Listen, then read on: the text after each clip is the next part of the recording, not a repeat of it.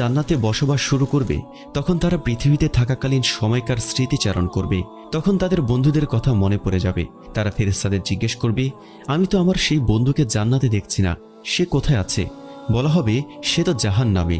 তখন সেই মুমিন ব্যক্তি আল্লাহর কাছে বলবে, হে আমার রব, আমার বন্ধুকে খুব মিস করছি, তাকে ছাড়া আমার কাছে জান্নাতের আনন্দ যে পরিপূর্ণ হচ্ছে না।